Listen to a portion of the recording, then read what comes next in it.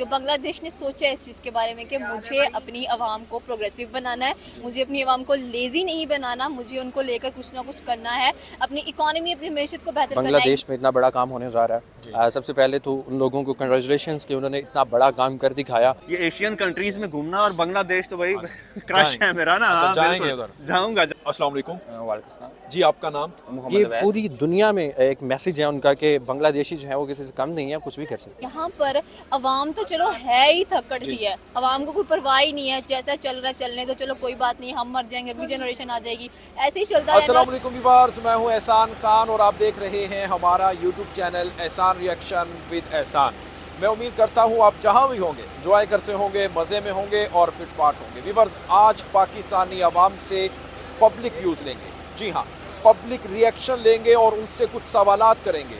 उनसे पूछेंगे कि बांग्लादेश ने कर्नाफुली रिवर, जी हाँ, में एक टनल बनाया है जो साउथ एशिया का सबसे बड़ा टनल है।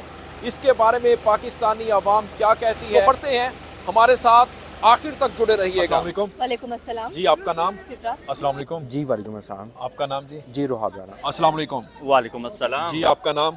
मेरा नाम इरफान समो। कर्नाफुली रिवर, ठीक है जी, उसमें एक टनल बनाई है बांग्लादेश ने। साउथ एशिया की पहली और सबसे बड़ी टनल है वो, और वो आए रोज़ कोई ना कोई टनल बना रहे हैं, मेगा प्रोजेक्ट बना रहे हैं, और हम कहाँ पे खड़े हुए हैं इसके बारे में अगर वो सारी चीज़ें होती तो शायद आज हम भी लाहौर से लेके कराची तक कोई एक ऐसा टनल बना चुके होते। यार देखें, जब बांग्लादेश की डेवलपमेंट के बारे में सुनते हैं ना तो हमें खुशी होती है। ठीक कि यार वो एक तो वो मुस्लिम कंट्री है, दूसरा वो कभी पाकिस्तान था, तो हम आज भी उनको अपना हिस्सा ही समझते हैं। बांग्लादेश में इतना बड़ा काम होने जा रहा है। सबसे पहले तो उन लोगों को कंग्रेचुलेशंस कि उन्होंने इतना बड़ा काम कर दिखाया। और हमारे मुल्क पाकिस्तान में जितने भी काम होते हैं, मेरे ख्याल में वो हेल्पिंग हैंड अगर नहीं होते तो शायद नहीं हो पाते। पाकिस्तान के पास इतने शायद वसाइल भी नहीं है, अगर वसाइल हैं भी तो उनको बरोकार हम नहीं ला पाते और इस तरह का काम नहीं कर पाते। और ये पूरी दुनिया में एक मैसेज है उनका कि बांग्लादेशी जो है वो किसी से कम नहीं है, कुछ भी कर सकते हैं। ये तो बात ठीक की आप। एक तो होता है ना, जिस बंदे को हमने सिलेक्ट किया होता है, जिसको कुर्सी पे बिठाया होता है, उसे अपनी आवाम से प्यार होता है, लगाव होता है, उसे अपने मुल्क से लगाव होता है। ये नहीं होता सिर्फ 14 अगस्त वाले दिन कोई भी आप मेरी नगमा बना दो, उसे चला दो और उसे कहो कि हम बड़े पेट्रियाटिक हैं। सही हो गया, पेट्रियाटिकिज्म, या कह लें कि एक ट्रू लव जो आपको अपनी नेशन के साथ होता है, अपने लोगों के साथ होता है, तब नज़र आता है जब आप उसमें डेवलपमेंट करवाते हो, अपने लोगों के बारे में वो बिल्कुल, मैंने उसकी कुछ डॉक्यूमेंट्रीज वीडियोस वगैरह देखी हैं।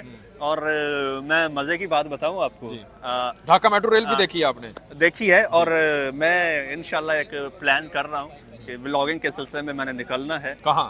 तो ये एशियन कंट्रीज में घूमना और बांग्लादेश तो भाई क्रश है मेरा ना। अच्छा, हाँ, जाएंगे बिल्कुल। उधर। जाऊंगा। सर उनका प्लान है, वो प्लान करते हैं, फिर उस पर सब भी 100% अमल करते हैं। रिजल्ट वो बाद का देखते हैं कि रिजल्ट क्या निकलेगा, वो तो बाद का मसला ना।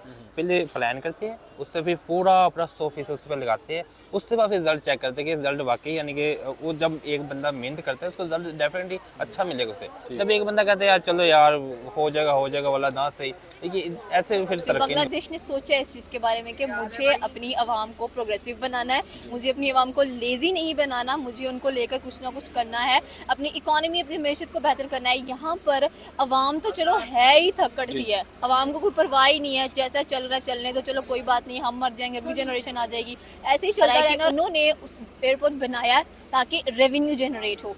हम एयरपोर्ट बेच रहे हैं ताकि रेवेन्यू जनरेट हो। एयरपोर्ट बेच के इनको लीज पे रख के कौन सा रेवेन्यू जनरेट होता है? आपने कितनी चीज़ें पाकिस्तान में और गिरवी रखनी है कि एक दिन तो मेरे ख्याल में पाकिस्तान ही किसी को दे दो, अवाम भी दे दो, और फिर कहो कि चलो अब पाकिस्तान स्ट्रॉन्ग हो गया, पाकिस्तान की मैशत अच्छी हो चुकी है। देखिए, मैंने कहा है कि सेल्फ लव और सेल्फ नेशन जो लव होता है ना, बहुत इंपॉर्टेंट होता है किसी भी कंट्री के लिए। तो खुशी चाहते हैं कि एक बार फिर मिल जाएं, इकट्ठे हो जाएं, ऐसा हो सकता है? यार क्यों नहीं चाहते? नहीं, हाँ, आप तो चाहते हैं, वो नहीं चाहते होंगे। वो चाहेंगे भी नहीं। वो क्यों नहीं चाहेंगे? भाई हमारे पॉलिटिशियंस ने जो हमारे मुल्क का हशर कर दिया है, क्या उनका भी वैसे ही करना है? सही, तो सही। मेरे ख्याल में वो जहाँ है वो खुश हैं। रिलेशन अच्छे नहीं होने चाहिए दोनों के? रिलेशंस अच्छे होने चाहिए। ठीक। आप ये कहेंगे भाई ईस्ट पाकिस्तान वेस्ट पाकिस्तान दोबारा हो जाए, तो नहीं होना चाहिए। ठीक है। उसकी मेन वजह ये है कि यार डायरेक्ट फ्लाइट हो, आप नहीं चाहते इस्लामाबाद से ढाका जाए, ढाका से हाँ, इस्लामाबाद? रिलेशंस अच्छे हों, जितने अच्छे होंगे उतना बेहतर है। ठीक। रिलेशंस अच्छे होंगे, एक ही रीजन में दोनों कंट्रीज हैं, तो जो इस रीजन में उन कंट्रीज के रिलेशंस आपस में अच्छे होने चाहिए।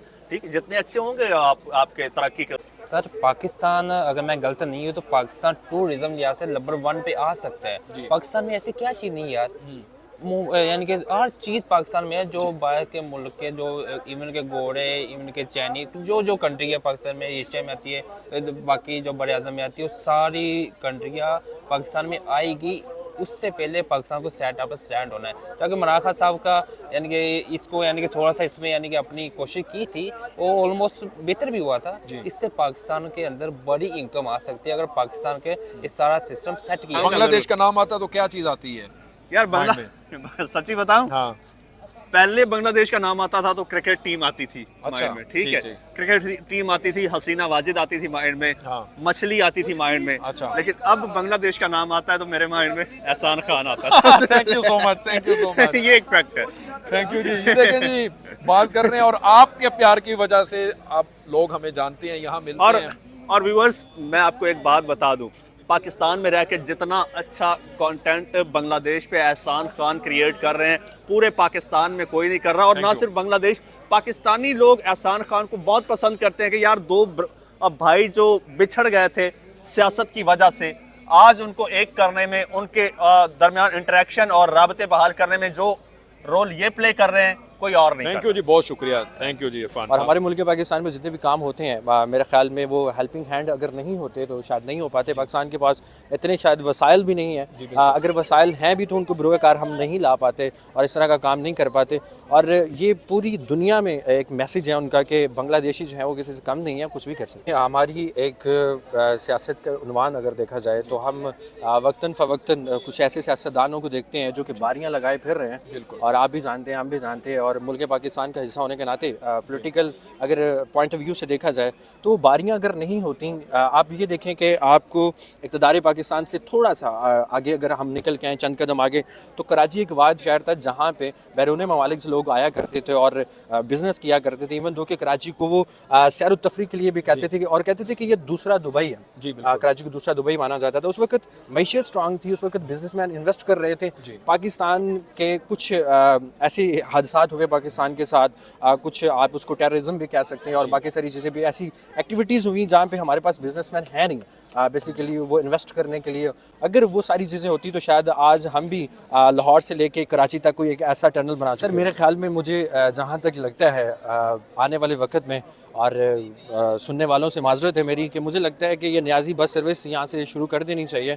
प्लेन की कोई ज़रूरत नहीं है जी। आपको मैं पाकिस्तान का एक बड़ा मंसूबा बताता हूँ जिसको बहुत बड़ा कहा जाता है, लेकिन ज़ारे अफसोस है इस पर कि वो बड़ा मंसूबा है नहीं, लेकिन हमारे लिए बड़ा मंसूबा। आपने देखा होगा 3 माह में इन्होंने मेट्रो बिछा दी, बहुत बड़ा मंसूबा है यार। उसके बाद ऑरेंज लाइन ट्रेन का आप सफ़र करके देखें, बहुत बड़ा मंसूबा है। आने वाले वक्त में पता नहीं नीली पीली लाल गुलाबी कौन सी ट्रेन आने वाली है। तो हमारा बेसिक जो फोकस है, आई थिंक उस चीज़ पे हम कभी गौर कर ही नहीं पाए, हमारे सियासतदान जो है वो चीज़ पे गौर कर ही नहीं पाए कि हमारे मुल्क को दरअसल किस चीज़ की ज़रूरत है। और मुझे जहाँ तक लगता है कि पॉलिटिशियन जो है वो एक रेस में दौड़ रहे हैं कि जी इमरान खान साहब ने ये काम कर दिया तो मैंने इससे डबल करना है, और उस रेस की गहमा गहमीज में पाकिस्तान को तो कहीं साइड पे रखा हुआ है बस अपनी। Thank you so much. Bangladesh जब नाम आता है तो क्या माइंड में क्या आता है? जब हम नाम लेते हैं कि जी बांग्लादेश, तो माइंड में कुछ चीज़ तो आती होगी। जी बिल्कुल, वो पत्ते पे पड़े हुए चावल और समथिंग उसके ऊपर वो राजमा टाइप। वाह जी वाह, बहुत शुक्रिया जी रॉब साहब, थैंक यू सो मच जी, थैंक यू जी, बहुत शुक्रिया, बहुत शुक्रिया सर। Yeah.